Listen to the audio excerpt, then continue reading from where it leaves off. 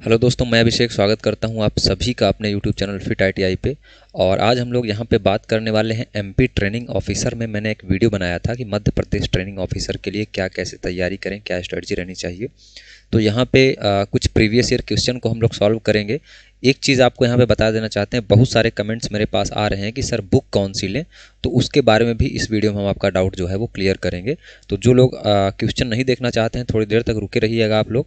आपके लिए जो है हम यहाँ पे बुक के बारे में डिस्कशन करने वाले हैं, ठीक है। देखिए, किसी भी ट्रेड से अगर आप लोग हैं तो थोड़ा सा ये जो है 2 से 3 मिनट सभी ट्रेड वालों के लिए है। जो भी आप ट्रेड जो है चूज़ करेंगे एग्ज़ाम में, ठीक है, जो भी ट्रेड से आपने जो है एग्ज़ाम अप्लाई किया है फॉर्म, तो उसमें आपको क्या करना है कि निमी पब्लिकेशन की बुक तो ठीक है, निमी पब्लिकेशन की बुक अभी पढ़ने का उतना टाइम नहीं है, बट मैं ये रिकमेंड करूँगा कि अगर कहीं पे कोई टीचर आपकी ट्रेड का यूट्यूब पे ऑनलाइन कहीं भी ऑब्जेक्टिव क्लास अगर करवा रहे हैं, तो आप जो है उसको ज्वाइन कर लीजिए। ऑब्जेक्टिव क्लास ज्वाइन कर लीजिए और साथ में आपको क्या करना है, एशियन पब्लिकेशन की बुक लेना है। किसकी? एशियन पब्लिकेशन की। वो भी मैकेनिकल ग्रुप की ट्रेड के लिए मैं बता रहा हूँ। मैकेनिकल में जैसे फिटर हो गया, आरएसी हो गया, डीजल मैकेनिक हो गया, ड्राफ्टमैन मैकेनिकल हो गया, तो उनके लिए मैं बता रहा हूँ, ठीक है। आप लोगों को क्या करना है, एशियन पब्लिकेशन की बुक लेनी है। और अदर जो भी ट्रेड हैं, यहाँ तक कि कोपा के लिए भी अच्छी अच्छी बुक्स आती हैं एशियन पब्लिकेशन में, तो आप एशियन पब्लिकेशन का ले लीजिएगा। एक बात ध्यान दीजिएगा, अरिहंत पब्लिकेशन भूल के भी मत लीजिएगा, क्योंकि उसमें बहुत सारे एरर हैं और वहाँ से कोई भी एग्ज़ाम जो है नहीं आने वाले हैं। क्योंकि अरिहंत जो है वो टेक्निकल फील्ड में बहुत ही वीक है। जैसा कि आप लोग मैकेनिकल ग्रुप के होंगे तो जानते होंगे कि अरिहंत की जो भी बुक्स आती हैं जेई या फिर गेट ईएससी के लिए, गेट ईएससी के लिए तो अरिहंत वाले बनाते नहीं, बट जेई के प्रीवियस ईयर क्वेश्चन वगैरह बनाते हैं, हैंडबुक बनाते हैं, तो वो उनकी उतनी सफिशियंट नहीं होती है। तो इसलिए मैं अरिहंत को रिकमेंड नहीं करूँगा। मैंने अरिहंत की जो है एक बुक रिव्यू किया था, उसमें जो है हमको उतना सफिशियंटली चीज़ें उसमें नहीं मिल पाई हैं, ठीक है। टू द पॉइंट करेक्ट जो एग्जाम में पूछ जाते हैं। Asian publication is the best book for competitive exam. अगर आप अरिहंत ले रहे हैं तो आप एकेडमिक में हैं, आईटीआई कर रहे हैं इस समय, तो आप ले सकते हैं, बाकी नहीं ले सकते हैं, ठीक है। तो ये हुई बात। अब सिलेबस के बारे में बात करें तो सिलेबस के बारे में एक अगला वीडियो मैं लाऊंगा जिसमें मैं सिलेबस बताऊंगा। हालांकि सिलेबस में जैसे आपने आईटीआई की जो भी ट्रेड्स, मैं एक ग्रुप बनाया हूँ व्हाट्सएप का, वहाँ पे आप जुड़ जाइएगा, मैं वहाँ पे सिलेबस डाल दिया हूँ। तो जो सिलेबस है आईटीआई का निमी डीजीटी के द्वारा, वही सिलेबस आपको पढ़ना है। तो आईटीआई वाले तो जानते होंगे। साथ में जो बीटेक और डिप्लोमा वाले हैं, वो लोग जो आईसी इंजन सोच रहे हैं कि पढ़ के काम हो जाएगा, तो आईसी इंजन से काम नहीं होगा, क्योंकि बहुत सी छोटी छोटी चीज़ें होती हैं जो आपसे पूछी जाती हैं यहाँ पे, ठीक है। तो इसलिए आपको जो है ऑब्जेक्टिव क्वेश्चन का सॉल्यूशन जरूर करना है बहुत अच्छे से। जितने भी प्रीवियस ईयर क्वेश्चन के, जैसे मान चलिए आपने कोपा ट्रेड से अप्लाई किया, मान के चलिए आपने डीजल मैकेनिक ट्रेड से, मैकेनिकल वाले जितने बच्चे हैं वो तो सारे डीजल मैकेनिक से ही करेंगे, तो मान के चलिए आपने डीजल मैकेनिक ट्रेड से अप्लाई किया, तो डीजल मैकेनिक ट्रेड से जितने भी, चाहे वो इसरो का पेपर हो, चाहे वो डीआरडीओ का पेपर हो, चाहे वो बार्क का हो, किसी भी एग्जाम के जितने भी क्वेश्चन हो, उन सब क्वेश्चन का आप लोग अच्छे से सॉल्यूशन करिए। आपका कोई टीचर करवा रहा हो, अच्छे से समझा रहा हो, तो उसको आप कर लीजिए, ठीक है। एक बात मैं यहाँ पे जो ऑब्जेक्टिव क्वेश्चन करवाने वाला हूँ, तो ऑब्जेक्टिव क्वेश्चन हम लोग शुरू करें उससे पहले, ये डीजल मैकेनिक सीरीज़ ए है, इससे पहले मैं आपको एक चीज़ बता देना चाहता हूँ कि मैं जो है एक बैच लाया हूँ ऑब्जेक्टिव क्वेश्चन के लिए। मात्र बहुत ही मिनिमम फीस है, इतने फीस में शायद मोबाइल का रिचार्ज भी जो है आपका ईजिली इससे ज़्यादा होता होगा एक महीने का। तो मैं तो आपको पूरा, जब तक एग्ज़ाम नहीं हो पाएगा तब तक जो है आपको पूरी तरह से गाइड करूँगा। तो इसमें क्या है, इसकी फ़ीस जो है वो 249 रुपये है। इसमें ऑब्जेक्टिव क्वेश्चन जो रहेंगे, जितने भी ऑब्जेक्टिव क्वेश्चन मैंने बनाए हैं, बहुत ही अच्छे क्वेश्चन मैंने रखे हैं, जिनमें कम से कम जो है 800 से 1000 क्वेश्चन जो है ऑब्जेक्टिव क्वेश्चन का संकलन है, उसका मैं पूरा सॉल्यूशन करवाऊंगा। और सॉल्यूशन ऐसे नहीं करवाऊंगा, मैं जब सॉल्यूशन करवाता हूं ऑब्जेक्टिव का तो प्रॉपर तरीके से, प्रॉपर मेथड में करवाता हूं। यानी कि अगर एक ऑप्शन सही है तो ठीक है, बाकी 3 ऑप्शन क्या हैं समझाने के बाद, ऐसा नहीं कि क्वेश्चन पढ़ा और आंसर बताया चलेगा, ठीक है। उसके बाद जो लोग 249 अफोर्ड नहीं कर पा रहे हैं, तो उनके लिए जो है मैं बता दूं कि 149 रुपये का हमारा जो है एक कोर्स है। उसमें कुछ हम आपको पढ़ाएंगे नहीं, बट आपको जो भी मैं यहाँ पे पीडीएफ बच्चों को पढ़ाऊँगा, स्टूडेंट्स को पढ़ाऊँगा, बताऊँगा, वो क्वेश्चन की आपको सिर्फ पीडीएफ मिलेगी 149 रुपये में। तो मैं तो यही रिकमेंड करूँगा कि आप 149 देने से बेहतर है कि आप 249 में ये ज्वाइन कर लीजिए। ये मेरा सजेशन है, सुझाव है, बाकी फोर्सफुली कुछ नहीं है, ठीक है। ऐसा नहीं है कि मैं बहुत बड़ा जो है यहाँ पे लेके आ गया हूँ, ऑफ़र लेके आ गया हूँ, तो ऐसा कुछ नहीं है। आपको ज्वाइन करना है तो आप ज्वाइन कर सकते हैं, डेफिनेटली आपको चीज़ें मिलेंगी, ठीक है, अच्छी अच्छी जानकारियाँ मिलेंगी, क्योंकि जो डिप्लोमा बीटेक वाले बच्चे भी होंगे तो उनको बहुत बेसिक बेसिक चीज़ें जो है पता नहीं होती हैं, तो यहाँ पे आपको मिलेंगी वो। बाकी ITI वाले स्टूडेंट तो बेझिझक ज्वाइन करिए आप लोग। तो इन्हीं शब्दों के साथ जो है अब आगे जो है हम अपने लेक्चर को शुरू करते हैं। देखिए पहला क्वेश्चन है यहाँ पे, ये डीजल मैकेनिक के ही सारे क्वेश्चन हैं, आपको सारे क्वेश्चन ये देख रहे हैं ना, बहुत सारे क्वेश्चन मैंने यहाँ पे कंपाइल किए हुए हैं, ये PDF आपको जो है मिल जाएगी, ठीक है। ये आप देख रहे होंगे, ये PDF देख रहे हैं आप, ये अच्छे अच्छे क्वेश्चन है, हिंदी इंग्लिश दोनों लैंग्वेज में है, ठीक है। तो इसमें ये कोई दिक्कत वाली बात नहीं कि सर अलग अलग लैंग्वेज देख रहे हैं, पूरा फिगर वगर बना के यहाँ पे देख रहे हैं आप, वाल्व टाइमिंग डायग्राम का सब कुछ आपका क्वेश्चन पूरा संकलित है, और भी क्वेश्चन इसमें ऐड होते रहेंगे, ठीक है। बाकी थ्योरी की नोट्स वगैरह जो भी मिलेंगी मैं इनमें ऐड करता रहूँगा। तो मेरा ऐप है प्ले स्टोर पे फिट ITI नाम से, तो उस ऐप को आप लोग क्या कर लीजिए, डाउनलोड कर लीजिए, नीचे लिंक डिस्क्रिप्शन में मिल जाएगी, ठीक है। वहाँ पे आपको जो है स्टोर सेक्शन में जाना है, स्टोर में आप अपना देखेंगे 149 249 जो भी लेना होगा वहाँ पे परचेज़ करेंगे, और पेमेंट करने के बाद एकदम रुके रहेंगे जब तक पूरा फाइनल कंप्लीट नहीं हो जाता, ठीक है, कैंसिल मत करिएगा आप लोग। चलिए यहाँ पे आपका पहला क्वेश्चन है, एक सोल्डरन जोड़ है, यानी कि ए सोल्डर ज्वाइंट, सोल्डरिंग ज्वाइंट क्या है, इस यहाँ पे ऑप्शन दिया हुआ है, वीकर देन ब्रेजिंग यानी कि ब्रेजन से भी कमज़ोर, स्ट्रॉन्गर देन ब्रेजिंग यानी कि ब्रेजिंग से अच्छा मजबूत, स्ट्रॉन्गर देन वेल्डिंग, और नन ऑफ द अबव। देखिए जो सोल्डरिंग होती है, तो सोल्डरिंग के बारे में हम लोग जानते हैं कि सोल्डर जो होता है वो लेड प्लस टिन से मिलकर के बना होता है, ठीक है। अब सोल्डर क्या है, एक वेल्डिंग के ही पार्ट में हम लोग पढ़ते हैं, आप लोग देखते होंगे जब ऑटोजीनियस, होमोजीनियस और हेट्रोजीनियस ये वेल्डिंग हम लोग पढ़ते हैं, तो वहाँ पे हेट्रोजीनियस के अंतर्गत जब आप पहुँचते हैं तो आपने हेट्रोजीनियस में पढ़ा होता है कौन कौन सी वेल्डिंग, सोल्डरिंग और ब्रेजिंग, ठीक है। तो सोल्डरिंग और ब्रेजिंग, अब सोल्डरिंग में जो हम लोग यूज़ करते हैं मटेरियल वो लेड और टिन का जो है फिलर रॉड यूज़ करते हैं, और ब्रेजिंग में क्या करते हैं, कॉपर और जिंक का यूज़ करते हैं हम लोग, जिसको हम लोग स्पेल्टर भी बोलते हैं। क्या बोलते हैं, स्पेल्टर। तो ये सारे क्वेश्चन भी आपसे पूछ सकता है, अगर सोल्डर से ये पूछा है तो ये भी पूछ सकता है। अब एक बात ध्यान दीजिएगा, जो सबसे स्ट्रांग होती है वो आपकी वेल्डिंग होती है, सबसे स्ट्रांग, ठीक है। उसके बाद ब्रेजिंग, उसके बाद सबसे वीक क्या होता है, सोल्डर होता है। तो यहाँ पे वही ऑप्शन आपसे पूछा गया है कि वीकर देन ब्रेजिंग, इसका मतलब सोल्डर जो होता है वो कमज़ोर होता है, ब्रेजिंग, सोल्डर तो वही सबसे कमज़ोर होगा, तो वेल्डिंग से प्रबल तो हो ही नहीं सकता किसी भी हाल में, ब्रेजिंग से प्रबल तो हो ही नहीं, मतलब सबसे कमज़ोर है, तो A option is the correct answer हो जाएगा इसका, ठीक है। उसके बाद अगला क्वेश्चन क्या है, spring washer are used to prevent. अब देखिए जो वाशर होते हैं उस वाशर में स्प्रिंग वाशर एक लगा होता है, जैसे यहाँ पे आप नट बोल्ट की फास्टनिंग कर रहे हैं, जोड़ रहे हैं, ये दो प्लेट हैं आपस में, तो यहाँ पे क्या होती है, एक स्प्रिंग लगा दी जाती है, ठीक है, वाशर के पास। तो उसका काम क्या होता है, तो डैमेज द नट, नहीं ये गलत हो जाएगा, डैमेज द बोल्ट, ये भी गलत हो जाएगा, क्योंकि वाशर हम लोग लगा रहे हैं स्प्रिंग वाशर, तो वो कुछ ना कुछ फ़ायदा ही करेगा ना। डैमेज द जॉब, नहीं ये भी गलत हो जाएगा। तो लिखा है कंपन की वजह से नट का ढीला होना, तो ये क्या करता है, ये कंपन की वजह से नट के ढीले होने को क्या करता है, रोकता है, यानी कि slackness of nut due to vibration, vibration के रीज़न से जो है वो स्लैकनेस जो नट में आती है उसको क्या करता है, प्रिवेंट करता है, रोकता है।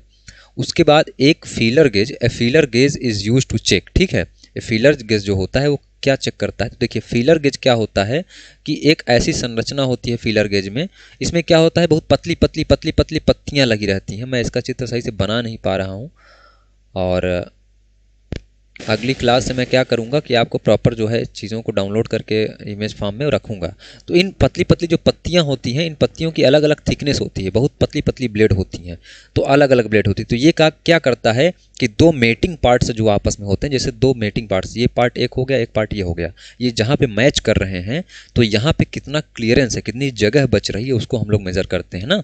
जैसे मान चलिए कि 0.1 mm का ये हो गया, 0.2 mm का ये हो गया, 0.3 mm, तो हम बारी बारी सब लगा करके चेक कर लेते हैं, और जो उसमें फिट बैठ गया तो हम बता देते हैं कि भैया इसका जो है, इसके बीच का जो गैप है, क्लियरेंस है, वो कितना है, 0.3 mm है।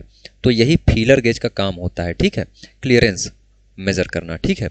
उसके बाद हम लोग आते हैं बेलनाकार कार्यों पर छिद्रों का वेधन, हिंदी तो बहुत खतरनाक है, but drilling of hole on cylindrical job in done mostly by, तो सिलिंड्रिकल जॉब पे हमको ड्रिलिंग करना होता है तो हम लोग वी ब्लॉक का यूज़ करते हैं, ठीक है, ये आपको ध्यान रखना है।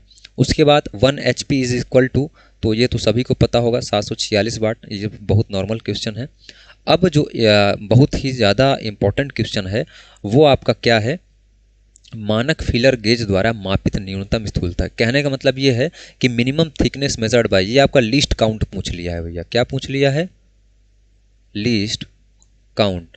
कहने का मतलब ये है कि जो फीलर गेज मैंने अभी आपको बताया वो कम से कम कितने गैप को माप सकता है, तो भैया वो जो है 0.03 mm से कम अगर गैप रहेगा तो उसको नहीं माप पाएगा, यानी कि उससे पतला उसमें ब्लेड होता ही नहीं है, ये इस क्वेश्चन का मतलब है, ठीक है। यानी कि 0.03 mm से कम पतले का उसमें कोई होता ही नहीं है ब्लेड, इसलिए 0.3 mm मिनिमम वो मेज़र करता है, ठीक है।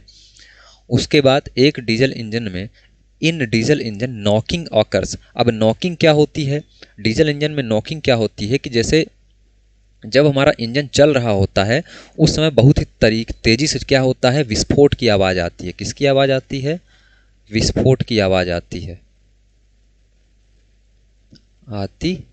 ठीक है। तो वो किस वजह से होता है डीजल इंजन में, तो वो इग्निशन लैग की वजह से होता है, ठीक है। अब इग्निशन लैग क्या है, ये जब आप डिटेल में पढ़ेंगे बहुत अच्छे से, अगर आप लोग कहेंगे, अगर ज़्यादा स्टूडेंट रहेगी तो मैं पूरी थ्योरी भी इसकी शुरू कर सकता हूँ। बाकी थोड़ा सा जो है इसके नॉकिंग और डेटोनेशन के बारे में मैं इतना सा आपको बताता हूँ कि अगर एसआई इंजन का नॉकिंग या डेटोनेशन पूछे तो ये डायरेक्टली अपॉन होता है OST, ठीक है। ये ट्रिक है, इसको आप याद रखिए कि अगर एसआई इंजन जो है वो डायरेक्टली होता है OST। इसको कैसे याद करना है कि एसआई इंजन में क्या होता है, अगर टेम्परेचर बढ़ाएंगे तो क्या होगा, एसआई इंजन की जो नॉकिंग है वो घटेगी, यानी कि स्पीड बढ़ाएंगे तो क्या होगा, नॉकिंग घटेगी, यानी कि ऑक्टेन नंबर बढ़ाएंगे तो नॉकिंग क्या होगी, घटेगी। बाकी सारी चीज़ों को घटाने बढ़ाने से क्या होता है, बराबर होता है। ये चीज़ें जो है उल्टा काम करती हैं, कौन कौन सी, ऑक्टेन नंबर, स्पीड और टेम्परेचर। अगर ये 3 चीज़ घटा रहे हैं तब हमारी नॉकिंग जो है वो बढ़ेगी, ये 3 चीज़ें बढ़ा रहे हैं तो नॉकिंग घटेगी। बाकी इसके अलावा दुनिया जहाँ की कोई भी चीज़ आ जाए उसको बढ़ाएंगे तो डेटोनेशन बढ़ेगा, घटाएंगे तो डेटोनेशन घटेगा, ठीक है। क्योंकि ये क्या है, जो है यहाँ से क्या करती है, प्रोपोर्शनलिटी का 1 अपान जो है ये रिलेशन बनाती है, ठीक है। इन्वर्सली प्रोपोर्शनलिटी का जो है वो रेशियो बना रही है, ठीक है। उसके बाद अगर आपको सीआई इंजन का पूछे, अब सीआई इंजन का मतलब क्या होता है, compression ignition engine. Compression ignition engine को ही हम लोग प्यार से डीजल इंजन बोलते हैं, और स्पार्क इग्निशन इंजन को ही हम लोग प्यार से क्या बोलते हैं, पेट्रोल इंजन बोलते हैं, ठीक है। अब उसके बाद अगर सीआई के बारे में पूछे तो सीआई क्या होता है, डायरेक्टली प्रोपोर्शनल टू होता है आईपी डीपी, और एक पॉइंट और होता है जो शायद मुझे भूल रहा है, मैं देख के कल आपको क्लियर कर दूंगा, ठीक है। तो कहने का मतलब ये है कि कंप्रेशन इग्निशन इंजन में अगर डेटोनेशन बढ़ रहा है तो इसका मतलब आईपी जो है वो बढ़ रही है, और डिले पीरियड भी क्या है वो बढ़ रहा है, ठीक है। इसका जो है डिटेल में यहाँ पे बहुत ज़्यादा चर्चा करने की ज़रूरत नहीं है, फिर भी मैंने इतना ज़्यादा आपको यहाँ पे बता दिया। अब क्या है अगला, what is the usual angle between the cylindrical in V type engine. तो वी टाइप का जो अगर इंजन होता है उसका जो एंगल होता है वो 60 डिग्री होता है, इसमें कोई समझाने वाली बात नहीं है, ये आपको जो है याद करना ही पड़ेगा। फ्रिक्शन हार्स पावर क्या होता है, देखिए ये जो रेशियोज़ हैं ये आपको जो है RS खुरमी की जो बुक आती है उसको बढ़िया से पढ़ लीजिए आप लोग एक बार। RS खुरमी की जो बुक आती है, अगर पेपर थोड़ा सा हाई बनाया तो बस RS खुरमी तक जाएगा, उसके ऊपर नहीं जाएगा वो, ठीक है। अब ऐसा नहीं कि RK जैन या फिर और ऊपर तक जाएगा, ESE लेवल तक नहीं जाएगा, वो जाएगा RS खुरमी, जो बिल्कुल डिप्लोमा लेवल की बहुत ही बेसिक सी बुक होती है, उसको आप लोग जो है RS खुरमी की इंग्लिश में आती है वो पढ़ लीजिएगा। अगर PDF नहीं रहेगा तो जो आप ये परचेस कर रहे हैं हमारा, इसी में मैं क्या करूँगा, उसको लगा दूंगा, ऐड कर दूंगा फ्री में, ठीक है। जो आप परचेस करेंगे सारे मटेरियल आपको एक जगह पर मिलेंगे। अब अगला क्या है आपका, हार्स पावर जो है वो क्या होता है, तो ये जो ब्रेक फ्रिक्शन हार्स पावर होता है ये क्या होता है, इंडिकेटर हार्स पावर और ब्रेक हार्स पावर का जो है डिफरेंस होता है, ठीक है। अब इंडिकेटेड हार्स पावर क्या होता है और ब्रेक हार्स पावर क्या होता है, इंडिकेटेड हार्स पावर वो होती है जो आपकी पिस्टन पे होती है, ठीक है। आपका जो इंजन होता है तो पिस्टन पे जो हुई वो क्या हुई, आपकी इंडिकेटेड हार्स पावर, ठीक है। अब ब्रेक हार्स पावर क्या होगी, जो आपकी क्रैंक शाफ्ट पे मिलती है, कहाँ मिलती है, क्रैंक शाफ्ट पे मिलती है। तो बीच वाला जो होता है पार्ट वो क्या होता है, फ्रिक्शन हॉर्स पावर होता है। तो भैया जब आपसे कभी पूछे कि फ्रिक्शन हॉर्स पावर क्या होता है, तो इसमें से ये घटा दीजिए तो आपको ये मिल जाएगा। अब कभी कभी आपसे ये भी पूछ लेता है कि कौन सा ज़्यादा होता है किसकी वैल्यू, तो भैया जो पिस्टन पे मिल रही है वैल्यू उसकी वैल्यू ज़्यादा होगी। उसके बाद भैया घट उठ के यहाँ पे हमको मिलेगा क्या जाके, ब्रेक हॉर्स पावर। ठीक है, तो ये जो है आपको समझ में आना चाहिए। ठीक है, उसके बाद ABS क्या होता है, तो ABS का फुल फॉर्म जो है आप लोग कमेंट करेंगे ABS के बारे में। ठीक है, उसके बाद ब्रेकिंग सिस्टम से संबंधित होता है, लेकिन मैं बताऊंगा नहीं, सारे ऑप्शन ब्रेकिंग सिस्टम से ही हैं। तो इसका जो है आप लोग कमेंट करिए। आप लोग बाइक वगैरह आजकल लेते होंगे, नई वाली जो अपाची आई है, बाकी तो हमको नहीं पता है। तो उसमें जो है ABS सिस्टम दिया हुआ है। ठीक है, तो इसको जो है आप लोग बताइए कि ABS का फुल फॉर्म क्या होता है। ठीक है, उसके बाद 11th नंबर क्या है क्वेश्चन आपका, 11 नंबर है पिस्टन एवं फ्लाईव्हील की गति के संबंध में एक आईसी इंजन के वाल्व के खुलने और बंद होने को कहते हैं। देखिए ये पूछ रहा है the opening and closing of the valves in IC engine relation to the movement of the piston and flywheels called, उसको क्या बोलते हैं, वाल्व टाइमिंग बोलते हैं। ठीक है, वाल्व टाइमिंग एक डायग्राम होता है, उसको भी आगे हम लोग चर्चा करेंगे। ठीक है, उसको भी आगे हम लोग क्या करेंगे, चर्चा करेंगे। तो उसको हम लोग वाल्व टाइमिंग बोलते हैं। जो बारी बारी से खुलता है बंद होता है आपका इनलेट आउटलेट, उसको हम लोग वाल्व टाइमिंग बोलते हैं कि वाल्व जो है किस टाइमिंग खुलेगी बड़ेगी। उसका प्रॉपर एक मेथड होता है। ठीक है, वो एंगल दिए होते हैं, ऐसा नहीं कि कभी भी खुल जाएगा वो। उसके बाद 12th नंबर आपका क्या है, gears are used to do the flywheel for rotating shaft. ये क्या है, सॉफ्टों के गुण निम्नलिखित करने के लिए गियर किस, कुल मिला के पूछ रहा है कि गियर क्या करता है। तो देखिए गियर जो होता है वो increase the speed, decrease the speed, change the direction of speed, ये सारे काम करता है गियर। गियर के बारे में आप जानते ही होंगे कि स्पीड को रिड्यूस भी कर सकता है, स्पीड को इंक्रीज भी कर सकता है। आप जनरली बाइक में देखते होंगे, कार में देखते होंगे, तो वही चीज़ है। ठीक है, बाकी गियर के बारे में अगर क्लासीफाई करें तो गियर 3 प्रकार के होते हैं, छोड़िए वहाँ तक नहीं जाना है आपको। ठीक है, उसके बाद एक मेगा जो होता है, एक मेगा ओम जो होता है वो किसके बराबर होता है, तो वो होता है 10⁶ ओम। ठीक है, उसके बाद अगला क्वेश्चन क्या है आपका, which gas measure during emission test. अब जब एमिशन हो रहा होता है, यानी कि जब आपका उत्सर्जन हो रहा होता है किसी भी बाइक से, वाहन से, तो उस समय हम लोग जो है कौन सी गैस को मेज़र करते हैं। ठीक है, उसके बारे में आपको बताना है। तो आप लोग जब कभी अब स्मार्ट सिटी तो सारी सिटीज़ ही बन गई हैं, बट मैं प्रयागराज से हूँ, तो मैं प्रयागराज में जाता हूँ, आप कहीं ट्रैफिक चौराहे पे खड़े होते हैं तो वहाँ पे एक स्क्रीन लगी होती है। ठीक है, वहाँ पे स्क्रीन पे जो है एक साइड लिखा रहता है CO2, NOx, और ये सारी चीज़ें लिखी रहती हैं, और उसका लेवल लिखा रहता है 0.2, 5%। उसके बाद उसका मैक्सिमम लेवल लिखा रहता है कि इतना तक होना चाहिए। ठीक है, इतना से ज़्यादा नहीं होना चाहिए। तो उसको आप ऑब्जर्व किया करिए, कोई भी आप अपने आसपास चीज़ें देख रहे हैं, क्योंकि आपकी डीजल मैकेनिक ट्रेड है, मैकेनिकल ट्रेड है, जो भी ट्रेड है आपकी, तो आपकी ट्रेड बहुत ही बेहतरीन है। वो आपको आसपास कहीं ना कहीं उससे संबंधित एग्जाम्पल्स मिल जाते हैं। तो ये सारी गैसों का जो है हम लोग परीक्षण करते हैं एमिशन के समय। ठीक है, उसके बाद क्या है, परिपथ में कितनी धारा बहती है जब वोल्टा V और प्रतिरोध 1 के ओम्स होता है, तो V बराबर IR इसमें आप लगा दीजिए, इसका सॉल्यूशन जो है आपको मिल जाएगा। ठीक है, उसके बाद ईंधन हाइड्रोकार्बन प्लस एयर, ऑक्सीजन एवं नाइट्रोजन दहन प्रक्रिया, देखिए फ्यूल प्लस एयर।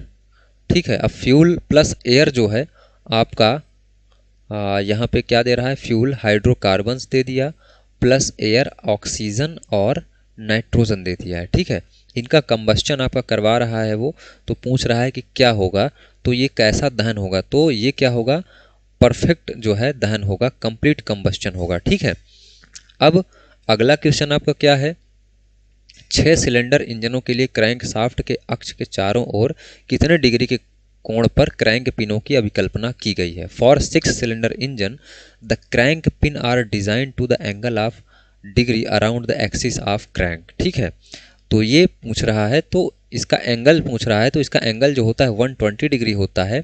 बट कभी कभी 6 सिलेंडर इंजन हो गया, 4 सिलेंडर इंजन हो गया, 8 सिलेंडर इंजन हो गया, इनका जो है फायरिंग ऑर्डर भी पूछता है। अब 6 सिलेंडर इंजन का मतलब ये हो गया कि जैसे मान के चलिए कि आपके पास जो इंजन है, इंजन सिलेंडर का जो है वो 6 सिलेंडर है, ठीक है। और एक ही शाफ्ट पे क्या करते हैं वो लोग, अपना पावर देते हैं, माउंट होते हैं, ठीक है।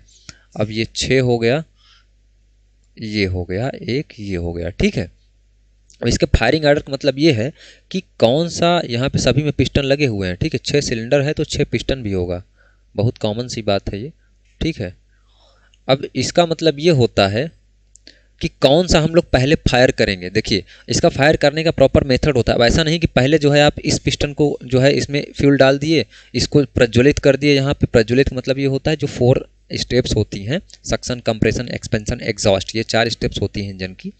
तो जो एक्सपेंशन होता है यानी कि फायर होता है वो कौन कौन से में होगा। अब देखिए, इसको हम लोग क्या करिए, बीच से आप तोड़ दीजिए इसको, ठीक है। उसके बाद पहले अगर पहले वाले को फायर कराइए तो उसके बाद इधर से क्या करिए, 1 2 3 4 5 6, तो यहाँ से आप चौथे वाले को फायर करा दीजिए। फिर उसके बाद दूसरे वाले को करवाइए, फिर 5वें वाले को, फिर 3rd वाले को, फिर 6th वाले को।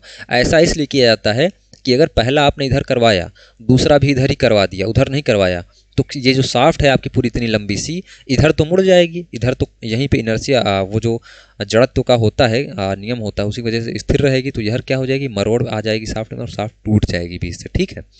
तो इसीलिए जो है ड्यू टू बेंडिंग टॉर्जन, इस वजह से जो है हम लोग बारी बारी से कोशिश करते हैं कि इधर फायर हो तो उधर भी फायर हो, ठीक है। इधर फायर हो तो एक उधर फायर हो, जिससे जो है यूनिफॉर्म बना रहे। उसी प्रकार से 4th में क्या करते हैं हम लोग, 1 2 3 4, इसको हम लोग बीच से तोड़ देते हैं। एक इधर कर रहे हैं तो एक इधर, इसीलिए इसको क्या हम 13 42 ऐसे आप लोग याद करते होंगे। तो पहले 1 फायर करा दिए, फिर 3 फायर करा दिए, फिर 4 इधर करवा दिए, फिर 2 करवा दिए, तो इसलिए 13 42 याद करते होंगे, ठीक है। तो इसका कॉन्सेप्ट ये होता है। उसके बाद the heat energy release is to measure with the help of, अब हीट एनर्जी जो है वो रिलीज हो रही है, इसको आप कैसे मेज़र करेंगे, तो वो भैया आपका मेज़र होगा कैलोरी मीटर से, ठीक है। थर्मामीटर नहीं मार के आइएगा, थर्मामीटर से टेम्परेचर मेज़र होता है। क्या मेज़र होता है, टेम्परेचर, ठीक है। और एनीमोमीटर क्या है, हाइड्रोलिक पढ़ते होंगे, तो वहाँ पे जो गर्म हॉट एयर होती हैं उनकी वेलोसिटी मेज़र करता है, ठीक है। उसके बाद निम्नलिखित ईंधनों का कैलोरीफिक मूल्य का निर्धारण करने के लिए बॉम्ब कैलोरीमीटर का प्रयोग किया जाता है। तो बॉम्ब कैलोरीमीटर जो होता है वो कैसे फ्यूल का जो है हम लोग यूज़ करते हैं, तो वो हम लोग यूज़ करते हैं ठोस यानी कि सॉलिड और लिक्विड दोनों के लिए, ठीक है। बॉम्ब कैलोरीमीटर होता है। उसके बाद in a typical medium 4 stroke cycle diesel engine inlet valve, अब देखिए यहाँ पे आपका वाल्व टाइमिंग डायग्राम आ गया। वाल्व टाइमिंग डायग्राम हमको लगता है कि एक लेक्चर हमको लाना ही पड़ेगा, क्योंकि डीजल मैकेनिक वालों के लिए वाल्व टाइमिंग डायग्राम से क्वेश्चन पूछा जाता है और बहुत कन्फ्यूजन होता है। तो इसकी मैं एक ट्रिक बनाया हूँ, वो मैं कभी चर्चा करूँगा आगे, ठीक है। तो इसको हम लोग देख लेते हैं। ये क्या पूछा जा रहा है, इन typical medium speed 4 stroke cycle diesel engine, ठीक है, 40 डीजल, इसके बारे में पूछ रहा है। तो देखिए, पहला ऑप्शन देखते हैं, open at 20 before top dead centre and close eight 35 after bottom dead centre. ये कह रहा है कि ये आपका जो है ये मेन रेफरेंस लाइन हो गई। तो ये कह रहा है कि आपका जो इनलेट वाल्व है वो क्या हुआ, open at before top dead centre, यानी कि टॉप डेड सेंटर पर पहुंचने से पहले ही क्या हुआ, ओपन हो गया वो 20 डिग्री, ठीक है। 20 डिग्री जो है वो क्या हुआ, पहले ही ओपन हो गया, यानी कि यहीं से जो है वो ओपन होना शुरू हो गया, ठीक है। उसके बाद and close eight 35 after the bottom dead centre. अब ये क्या हुआ, यहाँ से बॉटम डिग्री, बॉटम ये क्या हुआ, TDC हुआ, ये क्या है, BDC हुआ। अब BDC आया, अब BDC से लेकर के 35 तक गया, यहाँ तक जो है आपका खुला है, ये कह रहा है, ठीक है। ये क्या कह रहा है, ये कह रहा है 35 तक खुला, तो ये सही कह रहा है, ठीक है। हमारा इनलेट वाल्व जो होता है वो पहले खुल जाता है और बाद तक जो है TDC से पहले खुलता है और बाद तक, यानी कि थोड़ा ज़्यादा ही खुला रहता है हमारा इनलेट वाल्व, ठीक है।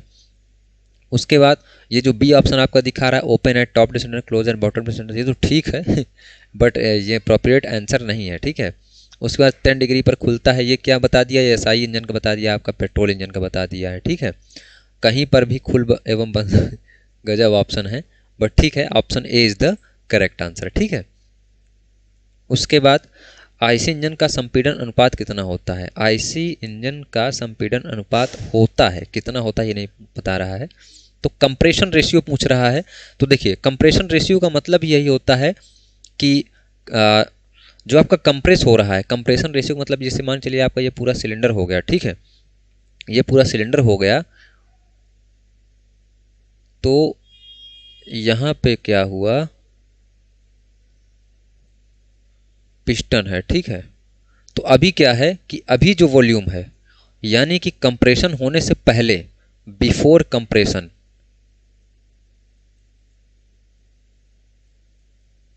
बिफोर कंप्रेशन, और बाद में क्या हुआ, आफ्टर कंप्रेशन,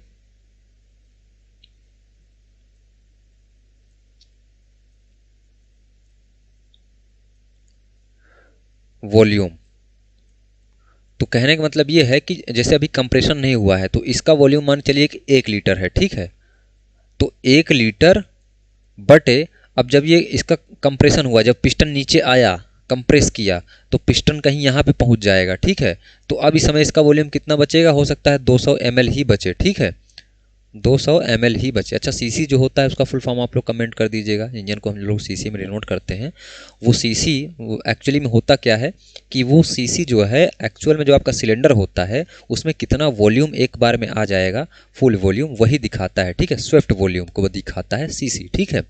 स्विफ्ट वॉल्यूम क्या होता है कि आपका क्लियरेंस वॉल्यूम काट करके, यानी कि जो आपका वर्किंग वॉल्यूम होता, वर्किंग एरिया जो होता है जहाँ पे पिस्टन मूव करता है, वो स्विफ्ट वॉल्यूम होता है, ठीक है। तो आप सीसी का फुल फॉर्म नीचे बताएंगे। तो ये क्या होता है, संपीड़न अनुपात, यानी कंप्रेशन रेशियो क्या होता है, before compression volume upon after compression volume. तो इसी हिसाब से आप यहाँ पे देख लीजिए कि the ratio of volume of air in cylinder before compression stroke and after compression stroke. तो ये ऑप्शन जो है इसका करेक्ट हो जाएगा, ठीक है। उसके बाद 22 क्वेश्चन पे हम लोग आते हैं। एक 4 स्ट्रोक साइकिल इंजन के लिए प्रति मिनट कार्यकारी स्ट्रोकों की संख्या आरपीएम में कितनी होती है, ठीक है। तो 4 स्ट्रोक के लिए भी पूछता है और 2 स्ट्रोक के लिए भी पूछता है, ठीक है। तो देखिए 4 स्ट्रोक के लिए पूछेगा तो क्या हो जाएगा, 1/2 हो जाएगा, ठीक है। बट वहीं पे 2 स्ट्रोक के लिए पूछ देगा तो क्या हो जाएगा, इक्वल हो जाएगा। ये ध्यान दीजिएगा, 2 स्ट्रोक के लिए इक्वल हो जाएगा। अब इसका मतलब क्या होता है, देखिए number of working stroke per minute for 4 stroke cycle engine are the speed of the engine RPM.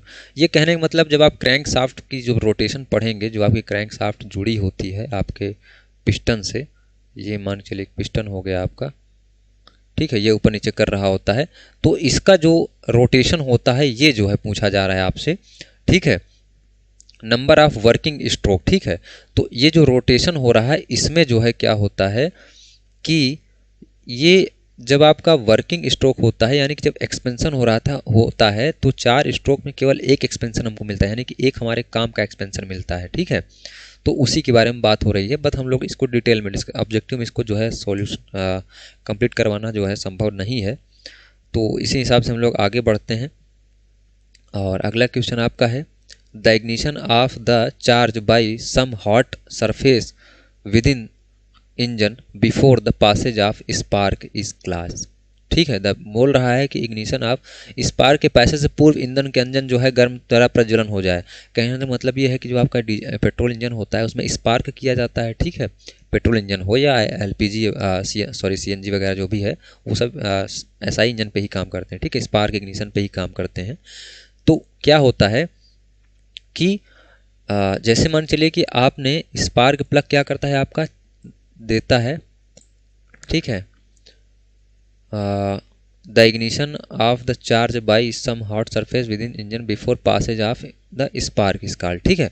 तो स्पार्क प्लग से जो है हमको स्पार्क देने से पहले, स्पार्क प्लग क्या करता है आपको चिंगारी देता है, ठीक है।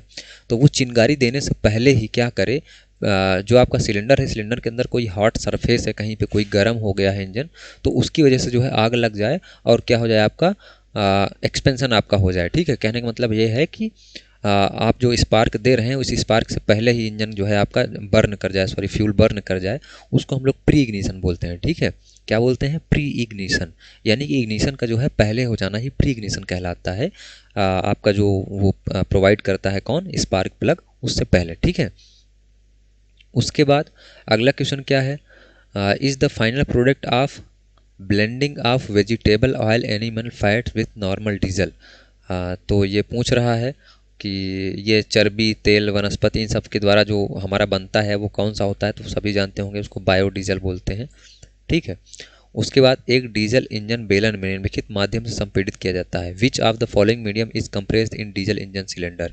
तो डीजल इंजन में हम लोग क्या देते हैं, डीजल इंजन में सिर्फ हम लोग एयर को कंप्रेस करते हैं। ध्यान दीजिएगा, डीजल और पेट्रोल इंजन, सॉरी आप इसको सीआई लिखिए, डीजल को ही हम लोग सीआई इंजन जो है डीजल इंजन पे ही, डीजल इंजन ही काम करता है सीआई पे ही, और पेट्रोल किस पे, एसआई पे काम करता है। ठीक है, कंप्रेशन इग्निशन, स्पार्क इग्निशन। तो देखिए जो डीजल इंजन होता है इसमें हम लोग क्या करते हैं, सिर्फ एयर देते हैं कंप्रेस करने के लिए, सिर्फ एयर डाल देते हैं कंप्रेस करने के लिए, और बाद में हम लोग क्या करते हैं, फ्यूल का छिड़काव करते हैं। ठीक, किसके द्वारा, इंजेक्टर के द्वारा। यहाँ पे एक इंजेक्टर लगा होता है। ठीक है। उसके बाद अच्छा एक क्वेश्चन मैं आपसे पूछ रहा हूँ कि जो आपका इंजन होता है उसमें इनलेट वाल्व बड़ा होता है या एग्जॉस्ट वाल्व बड़ा होता है, ये आपको बताना है। ठीक है, कमेंट में। ये मैं एक इंटरव्यू देने गया था IOCL का रिटर्न कंप्लीट होने के बाद, रिटर्न का रिजल्ट आने के बाद उसके 2 से 3 दिन बाद जो है उनका जो है इंटरव्यू होता है, तो वहाँ पे हमसे यही क्वेश्चन पूछा गया था, इसलिए मैं आपसे पूछ रहा हूँ। ठीक है। उसके बाद आपका जो है मैं बताया कि इसमें क्या होता है, सिर्फ एयर कंप्रेस की जाती है। बट जो आपका स्पार्क इग्निशन इंजन होता है इसमें हम लोग क्या करते हैं, पेट्रोल और एयर को मिक्स करके अंदर भेज देते हैं और उसको हम लोग कंप्रेस करते हैं, बाद में स्पार्क प्लग से हम लोग चिंगारी देते हैं। बहुत ही अंतर है, छोटा सा। तो इसलिए डीजल के बारे में पूछा है तो सिर्फ हवा बस इसमें हम लोग कंप्रेस करेंगे। ठीक है। उसके बाद एक आईसी इंजन में फायरिंग क्रम किस पर निर्भर होता है। अभी मैंने फायरिंग ऑर्डर बताया था ना आपको, तो वो किस पे निर्भर होता है, किस पे जो है डिपेंड करता है, ये आपसे पूछा जा रहा है। तो the firing order in IC engine depends upon arrangement of the cylinder, design of crank soft, number of cylinder. तो इन सब चीज़ों पे जो है वो डिपेंड करता है। ठीक है, कहने का मतलब ये है कि सिलेंडर का जो अरेंजमेंट है वो कैसा है। ठीक है, किधर ज़्यादा सिलेंडर लगे हुए हैं। उसके बाद crank soft, design of crank soft, जो आपकी क्रैंक सॉफ्ट है वो कैसी है, और नंबर ऑफ सिलेंडर यानी कि सिलेंडर्स की जो संख्या है वो कैसी है, इस पर डिपेंड करता है। तो इसका जो करेक्ट आंसर हो जाएगा वो डी हो जाएगा, ऑल ऑफ दिस। ठीक है। उसके बाद निम्नलिखित में से कौन सा आंतरिक दहन इंजन नहीं है। देखिए इंजन जो होता है वो 2 प्रकार का होता है, एक क्या होता है इंटरनल कंबस्शन इंजन, और क्या होता है एक्सटर्नल। अब इंटरनल कंबस्शन इंजन क्या होता है, बहुत उसके फायदे हैं, यहाँ पे इतने सारे चीज़ों को बताना उचित नहीं है। अगर आप लोग कहेंगे तो मैं थ्योरी, बट थ्योरी क्या है बहुत ज़्यादा हो नहीं पाएगा, इंपॉर्टेंट टॉपिक ही बस हम कर सकते हैं। इसीलिए हम बोल रहे हैं कि आप लोग ऑब्जेक्टिव ले लीजिए, ऑब्जेक्टिव में बहुत सारी चीज़ें आपको बताता चलूँगा, तो आप इसका प्रिंट आउट पूरा निकलवा लीजिएगा, जो जो मैं बोलता चलूँगा उसको आप लिखते चलिएगा, आपको पूरा कंप्लीट हो जाएगा। ठीक है, बाकी बुक आपको जो हम बता रहे हैं उसको आप अपने से पढ़ते रहिए। उसके बाद 27 नंबर क्या है, कौन सा आंतरिक दहन इंजन नहीं है। तो देखिए 2 स्ट्रोक हो गया, डीजल हो गया, 4 स्ट्रोक हो गया, ये सब क्या हो गया आपका इंटरनल कंबस्शन। बस जो स्टीम टरबाइन होती है उसमें क्या होता है एक्सटर्नल कंबस्शन। इंटरनल और एक्सटर्नल कंबस्शन में बस छोटा सा अंतर ये होता है कि इंटरनल कंबस्शन में जो आपका फ्यूल होता है, जो आपका ईंधन होता है, वो इंजन सिलेंडर के अंदर ही बर्न होता है। बट एक्सटर्नल में क्या होता है, कहीं और बर्न होता है, और वहाँ से जो हमारी ऊर्जा निकल के आती है उससे हम लोग कोई दूसरा काम करते हैं। ठीक है, और इसके बहुत सारे लॉसेस भी हैं एक्सटर्नल इंजन के, जैसे कि बहुत टाइम लगता है इसको स्टार्ट करने में, बस इसकी पावर जो है बहुत खतरनाक होती है। ठीक है, देख रहे हैं टरबाइन वगैरह सब इसी से चल रहा है। उसके बाद वाहनों में निम्नलिखित प्रकार के शीतलन प्रणाली का प्रयोग किया जाता है। तो वाहनों में दोनों प्रकार की शीतलन प्रणाली का हम लोग यूज करते हैं। सामान्यतः विकिरक शीतलक पाइप से बने होते हैं। The radiator cooling pipes is usually made of.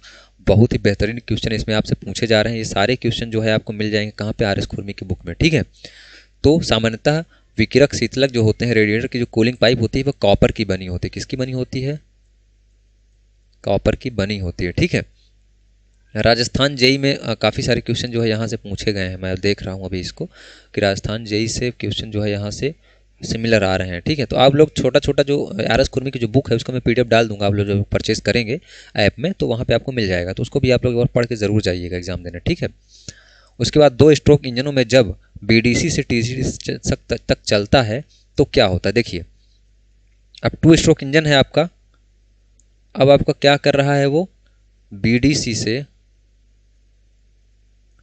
TDC जा रहा है, तो क्या हो रहा है। अब देखिए जो आपका 2 स्ट्रोक डीजल इंजन होता है इसमें दो काम हमेशा साथ में होते हैं। ठीक है, तो देखिए BDC से क्या कर रहा है, TDC की ओर जा रहा है। तो जिस समय ये BDC से TDC की ओर जाएगा तो ये क्या करेगा, कंप्रेशन भी करेगा यानी कि दबाएगा भी फ्यूल को। जैसे मान चलिए आपका इंजन हो गया ये, ठीक है, तो ये क्या कर रहा है, बीडीसी टीडीसी की ओर जा रहा है, तो ये क्या करेगा, इसको कंप्रेस करेगा। यहाँ पे आपका ईंधन भरा हुआ है तो इसको कंप्रेस भी करेगा और साथ में सक भी करेगा, ठीक है, यानी कि ईंधन को क्या करेगा, सक्शन भी करेगा ईंधन का, ठीक है। तो उस हिसाब से जो इसका करेक्ट आंसर हो जाएगा वो क्या हो जाएगा, कंप्रेशन एंड सक्शन, ठीक है। तो इसको आप लोग क्या करेंगे, ध्यान देंगे। अगले बार क्या है, 4 स्ट्रोक इंजन के मामले में कार्यकारी साइकिल क्रैंकशाफ्ट निम्नलिखित गुणनों में होता है। तो यही हमने आपको बताया था कि सारे क्वेश्चन जो है आपसे पूछे जाते हैं, तो इसके बारे में हमने आपको बताया था। बट अभी 30-30-60 क्वेश्चन का ये पेपर है, तो 30 क्वेश्चन अगले हम लोग करेंगे, ठीक है। बाकी आप लोग ज्वाइन कर लीजिए, वहाँ पे आपकी जो है जल्दी से मैं कवर करा दूंगा, ठीक है। तो इस वीडियो को यहीं पे समाप्त करते हैं। बाकी वीडियो में कुछ भी अच्छा लगा हो तो लाइक करिएगा, दोस्तों के साथ शेयर करिएगा। Thank you.